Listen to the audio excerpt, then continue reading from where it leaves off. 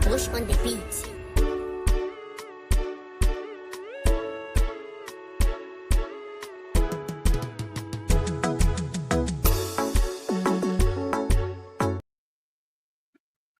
Right. 1 September 2025. And today we have the first broadcast or stream of September, one of the most important months in Africa. And that is because Gambakwe's birthday is in September, Mnangagwa's birthday is in September, and the Malawian election is in September. So it's going to be a very interesting month, one of the most important months in the history of our country. Now, let's quickly look at what is happening. And particularly, let's look at Mnangagwa's diplomatic blunder. Mnangagwa has made one of the biggest diplomatic blunders ever. He is the only African president.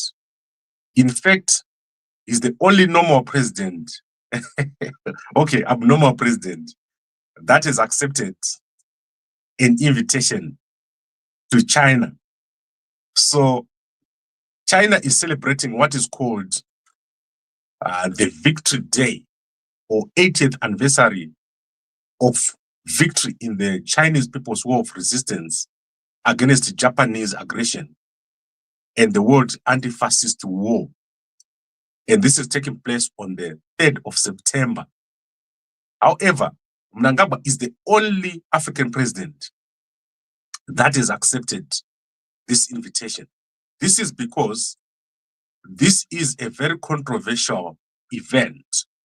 Let me show you who else has accepted this invitation, and you'll be shocked at the kind of people that have accepted this invitation.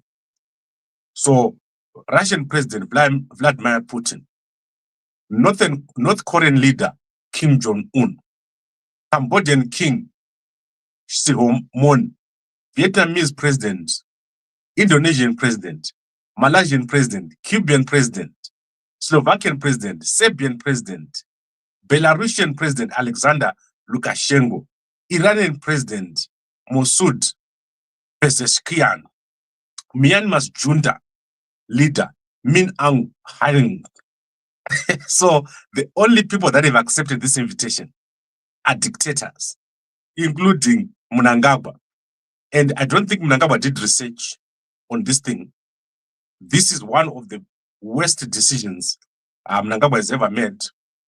And the ambassador of Zimbabwe to China last night stated that Mnangagwa is the only African leader who has accepted this invitation. It's terrible.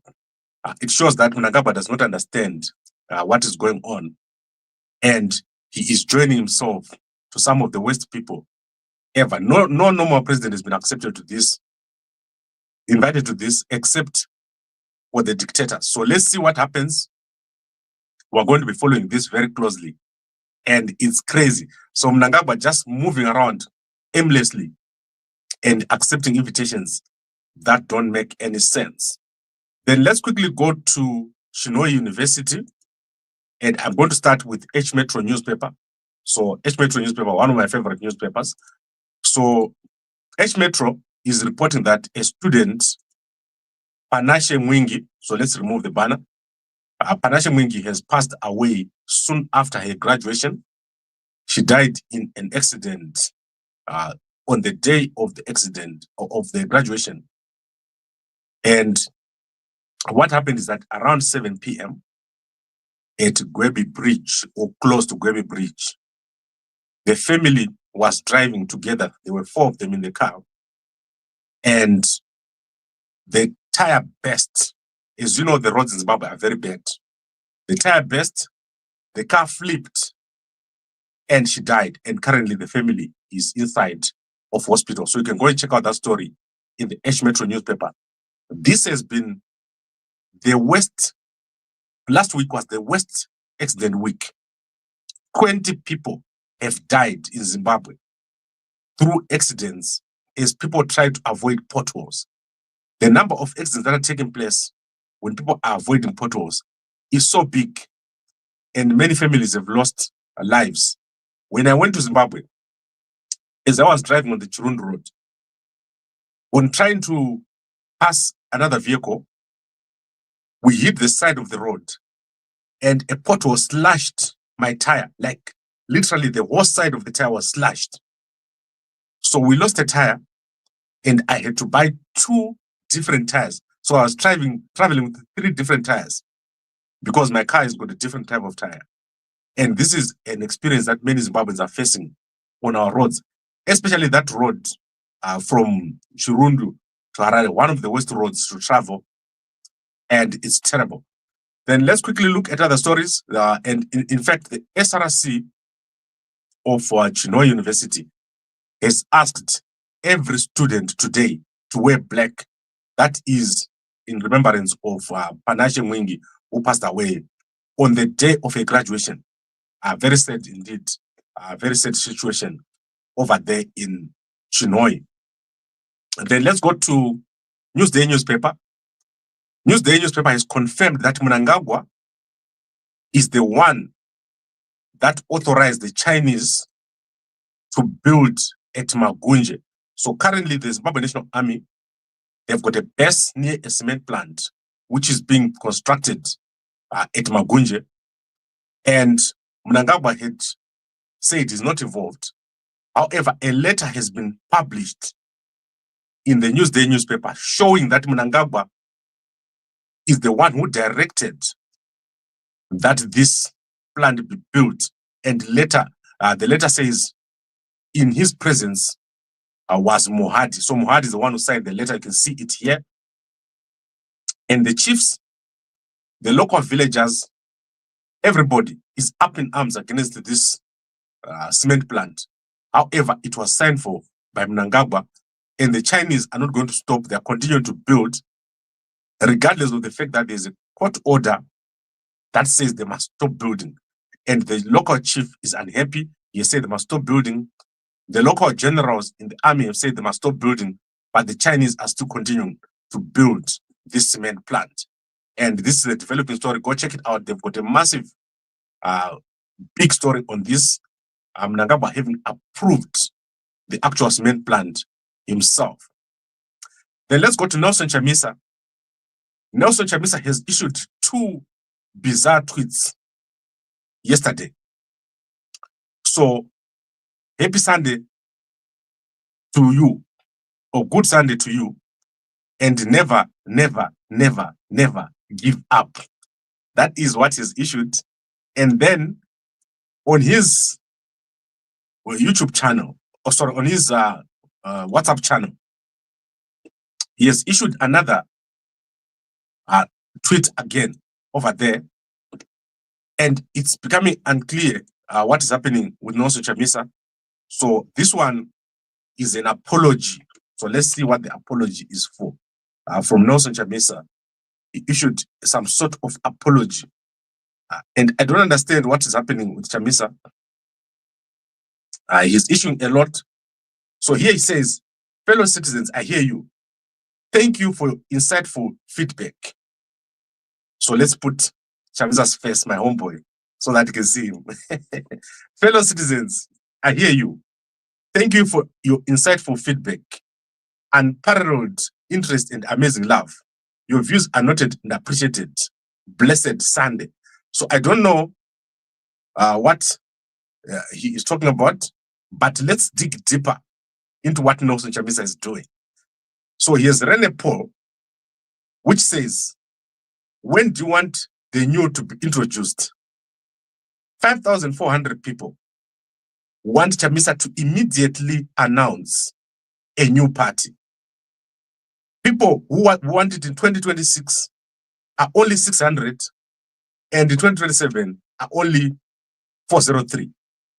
So, in short, the majority of Zimbabweans, they want a new party right now. They don't want a new party in 2026.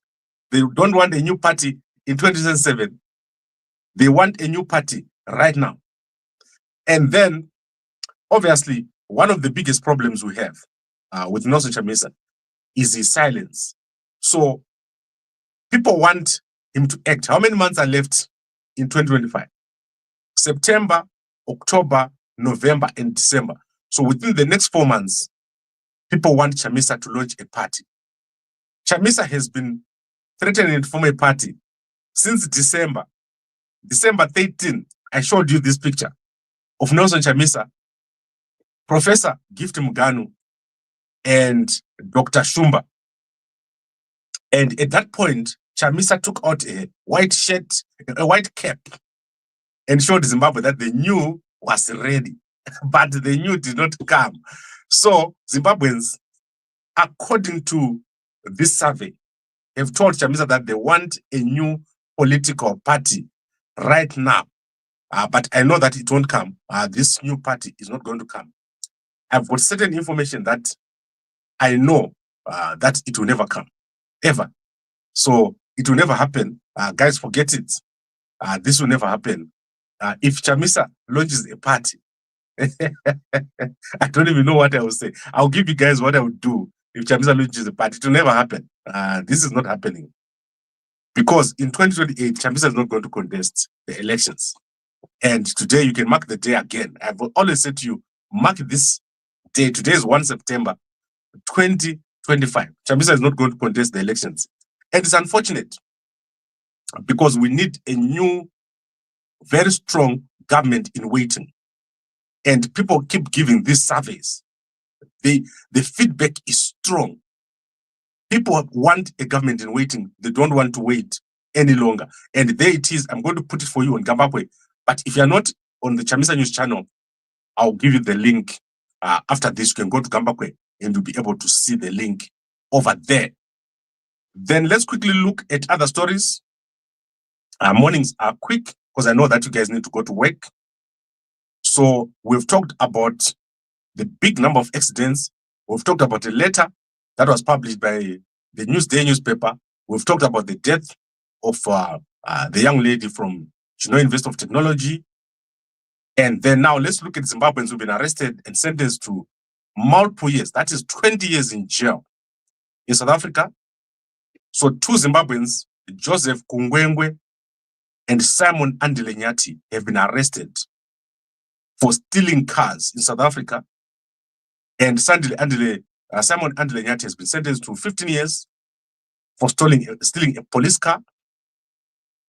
Joseph Kungwengwe was also sentenced for stealing a Toyota Cross.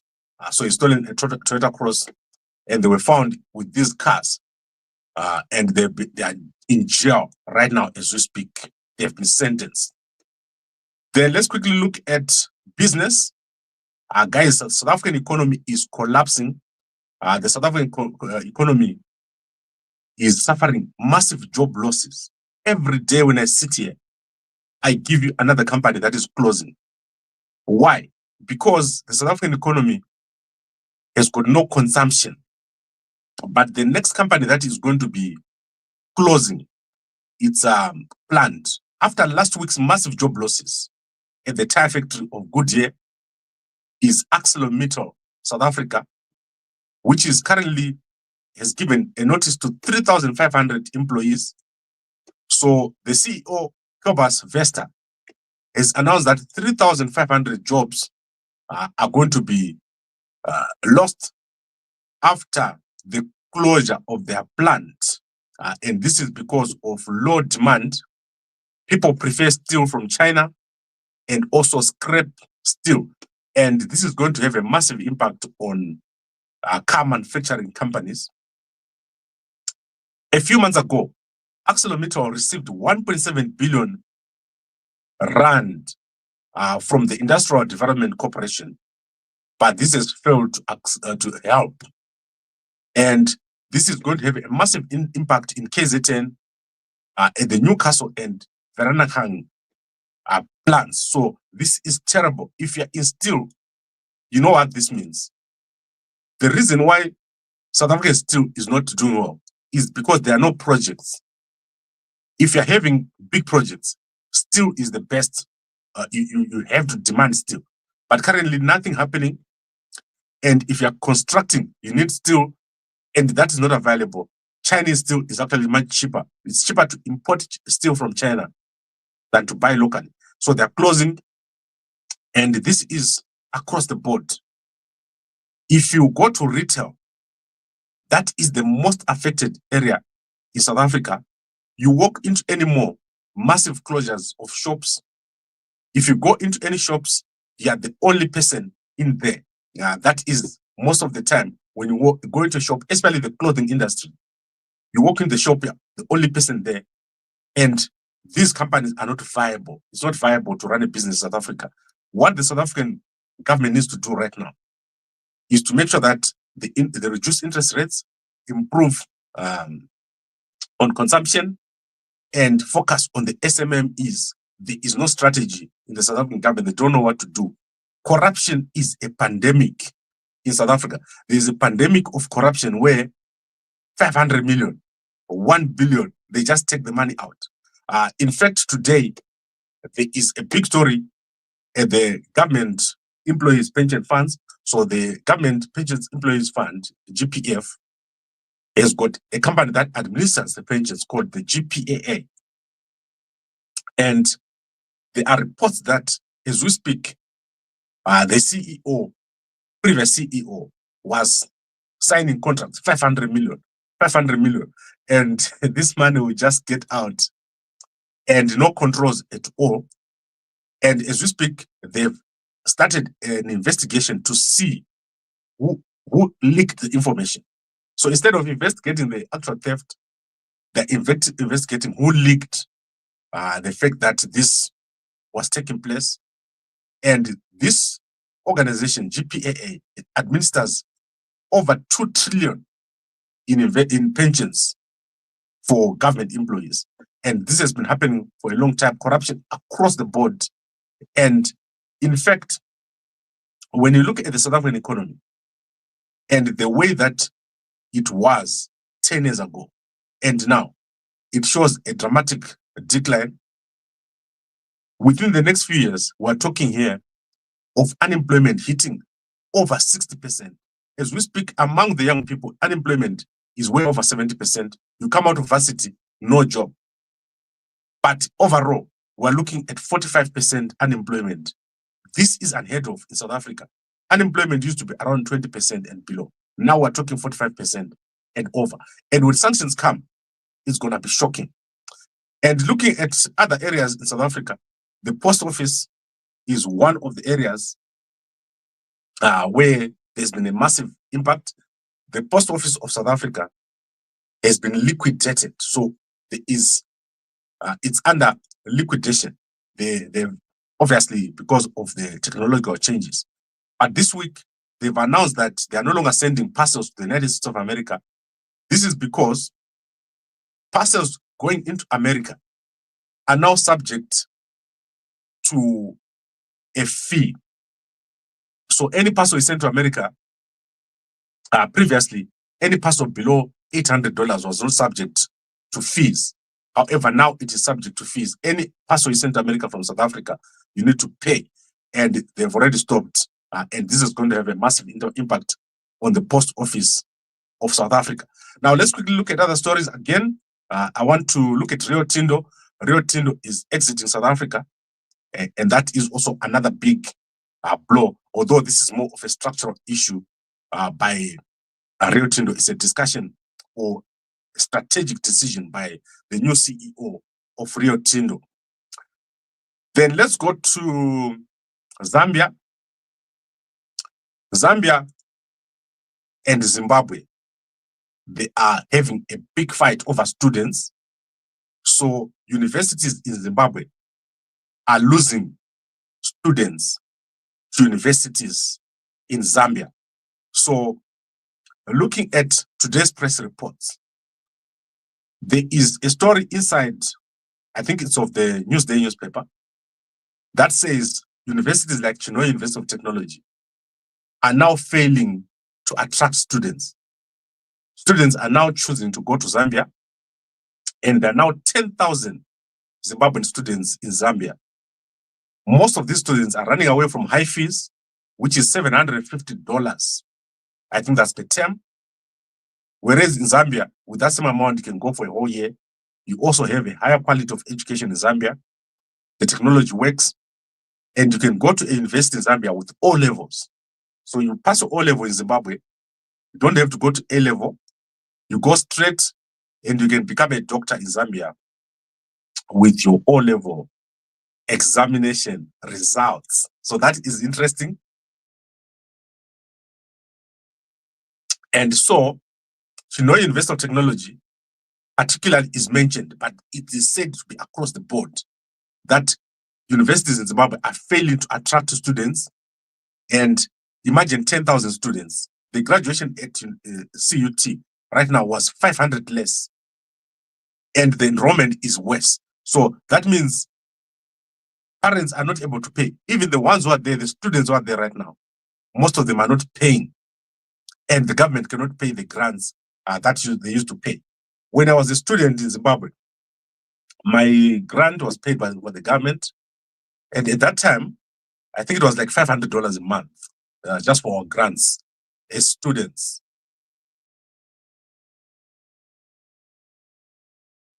So currently, the situation we have is such that the university education of Zimbabwe makes no sense, it's too expensive, and the universities themselves are going to suffer because of lack of enrollment. Okay, I think I've covered most of the stuff that I wanted to cover. And let's go to our people. So let's go to our people inside of Facebook. So who is tweeted today? So many people are not tweeting and publishing. I don't know what's going on. Let's look at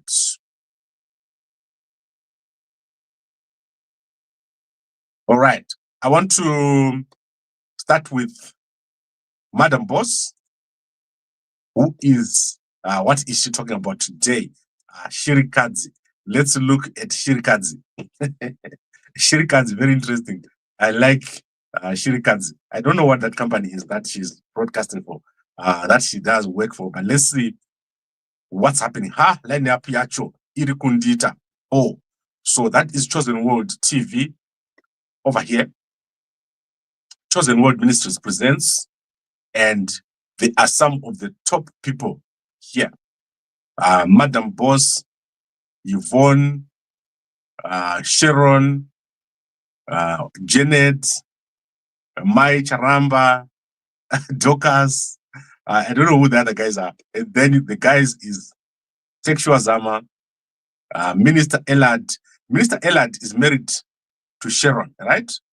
Baba Charamba, Minister Michael Mahendere, and King David, Baba Harare. Baba Harare is called King David. Baba Harare is my homeboy. Do you know that from my village to Baba Harare's village, we can walk in less than 5 minutes. So Baba Harare is from my village. Let's go to Mini. Today she doesn't have Shirikadzi. Shirikadzi is my favorite. And then once upon a time, you can see Mdara ne baby. So that is Vice President General Chiwenga with Mini at a picnic. Go check it out on Mini's Facebook page. This is amazing. I like Mdara Chiwenga. He's amazing. He's doing very well. And then let's go to Honorable Shido Sanyatwe. She's traveling with the Vice President Mohadi. So she has posted pictures of herself in Tanzania over here. And you can see that she is wearing some very interesting, what you call this? Leopard. She's leopard. No rumor. This is in the past 2 days, we've been in Tanzania visiting sites that housed our freedom fighters during the War of Liberation. I've told you guys that Sanyatwe is coming. He's going to contest in 2028. He's got presidential ambitions. Then let's go to Sadak. Guys, I'm so worried about President Duma Boko. He hasn't posted in a long time. I don't think he's feeling okay. Guys in Botswana, tell me what's happening with President Duma Boko. I haven't seen him in a long, long time. Something has happened. I remember he had health scare a few weeks ago. So let's check out President Dimaboko, very concerned that is not posting. President Hakainde Hichilema, let's see what is posted. Last posted that picture I showed you yesterday. And then let's see what else. Who else are we missing? Who else are we missing? Who else are we missing? Bagaipa. I think I've covered everybody I wanted to cover. It is amazing. Our country is doing very, very well in terms of people talking. And I met Hopo Chungono for the first time. What I like about Hopo is a very humble guy. You may not think so, but he is a very humble guy. Hopo actually has a lot of love for Zimbabwe. If you guys didn't know, Hopo doesn't have to do what he's doing. He doesn't have to attend anyone's event. He's doing very well. When I arrived there was a Maserati parked outside. And don't think Kuti Hopo has to do whatever. Look, there are guys like me who are still starting out. There are guys like Hopo who are veterans in this field. Hopo can call anyone in the world, and he doesn't have to go into the middle of job CBD to attend the meeting, but he does. So much appreciated to all the people that are fighting the fight for change. Where we're going to have to do a lot for our young people. The abilities that we have, the chances that we've been given, and the exposure that we've had, many people don't have it. So when they talk about change, or when we talk about a manifesto, when we talk about what is possible, other people can only imagine. But to many other people, it's a reality. You are going to see that after Mnangagwa, the dramatic change in our country is going to have to be driven by certain people at the top. And these people have suffered a lot. They've been arrested, they've been thrown in jail, they have lost a lot. Look at Job Scholar. I was sitting next to Job Scholar yesterday, 2 days ago. And the things that they're talking about, it's the level that you have to put in a book to study. So Job Scholar's book is going to be taken into schools so that people can study what is going through. 595 days in jail, Achisungwa, for you to be free. Years and years. And the man still lives in Chitungwiza. Same with guys like Hopo. Do you know he could be a multimillionaire in Zimbabwe? And people always say, where exactly are we? Where should we be? We've lost 45 years.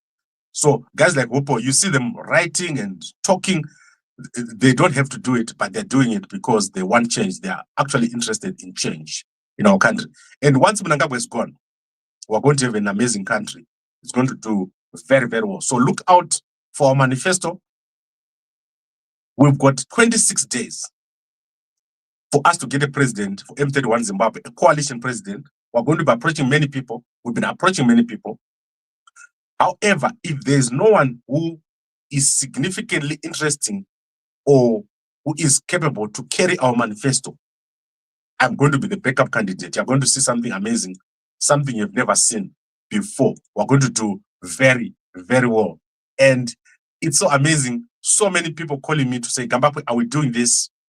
And I'm saying, wait 25 days. We want to see what is going to happen. Okay, I think we've covered everything. Let's go to our sponsors. Guys, this is there. Our packet should be finished. So your packet should be finished and order a new one.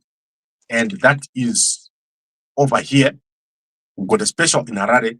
If you buy one packet, you're going to get 2 Zambia Detox. And if you're in South Africa, you get 2 cleanse. And if you're in Bulawayo, you get 2 Zambia Detox.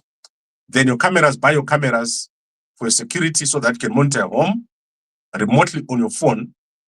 And that is $200 for a solar camera. It's inclusive of the solar panels. So that is what you need. That's all you need. Right, I think we've covered everything. Let's see if I've left anything else, and then we can call it a day. Let's see. What else have I left out? Okay, I think we've covered everything. And I'll give you guys an update on any other news that comes out later during the day. We'll be tracking Mnangagwa. The China event is there on the 3rd. And guys, this is a diplomatic disaster. Mnangagwa, the only African president among the dictators. So we're talking about Vladimir Putin, Kim Jong-un, all those people I've listed for you. Mnangagwa, the only person over there. He did not understand where he was going, why he was going there. Aka broker, Mnangagwa aka broker, Oxile aka broker, Sean aka broker, Emerson Jr. aka broker, Kuda aka broker, Collins, Kakoma naka fupi, Kanodama baby aka reba, kaka broker. Let's say waka broker. All right, I think we've covered it. Let's look at the comments. Yes, Wejiko Gambakwe. Is this a scam? No. Since when Zimbabwe followed a manifesto, Apana. Zambia is watching. Thank you very much, Zambia. Yeah. Yes. Post office of South Africa was liquidated. Did you guys know that? So the Post Bank of South Africa went first. So Post Bank of South Africa, Post Office of South Africa, all of those collapsed. And why? Because of fraud and mismanagement. So the Post Bank lost a lot of money due to fraud. They've lost the SASA contract, where SASA was paying people through Post Bank. The Post Office of South Africa does not have a CEO. It has got an acting CEO. And if you go to any South African place where there used to be a post office, they've closed. And it's being funded by the government. They were also hacked. Guys, can you believe this? One of the biggest organizations in South Africa ran into the ground, just like many other parastatals. If you look in the public sector of South Africa, most of the positions are not completely filled. So we're talking of director upwards, deputy director, director positions. They're not filled, they're acting positions. Fraud is a pandemic and their systems are collapsing. It's like you're in Zimbabwe, but for no reason. Because South Africa, you don't have to be collapsing. The management of public institutions in South Africa is terrible. It's terrible. And most of the money that is being lost is lost to fraud, theft, waste, and corruption. We need President Trump to come here and fix. Right, my birthday is 14 September, Mnangagwa 15 September, Malawi elections 16 September. Remember that. And this time, Norodom ano tenga tickets ndimbosvika pa America. Kusambanga mana. Musandipe cash yenyu andina basa nayo. I don't care about your cash. Right. Ramaphosa is a student of Mnangagwa. Yes, Ramaphosa is gone. It's only a matter of a year or so, then his term will be over. But what is coming after, you cannot imagine. What is coming in South Africa after President Ramaphosa, you cannot imagine, especially if they put the radical guys. It's going to be worse. And it's terrible. I've seen South Africa going down, especially in Johannesburg side. When I drive on the roads, it tells me a story. When I drive into the malls, take this experiment for me. If you're in South Africa, walk into a mall during the week, a big mall like Mall of Africa, or go to Four Ways Mall, walk there and see how many cars are parked. There is not a single car. And each shop, especially the clothing shop, there are 4 or 5 employees and no customer. Most of them. People are not buying. And that is because people have got no money. The banks in South Africa are criminals. What they've done is they've lent out so much money, people only get paid and pay their debts. And that's it. There's no other thing to do. The interest rates are 20%, 25%, 40%. And the Reserve Bank of South Africa does not know what to do with that situation, because the only companies doing well right now are banks in South Africa. through magical interest rates of 20%, 30%, 40%, and yet the Reserve Bank itself, its interest rate is 4%. So how do they get from 4% to 40% on a credit card or on a loan? Siana ninya disina zera newe za Putin. Putin aka broker. Putin aka broker. All right. I'd like to thank all of you for watching. It's been amazing. I'll see you again around midday. And then remember to buy your mve. Don't not have your packet. 1 liter engine turns into 3 liters, 1 kickstart, and you don't have to crank it. Thank you very much, and a good day to you all.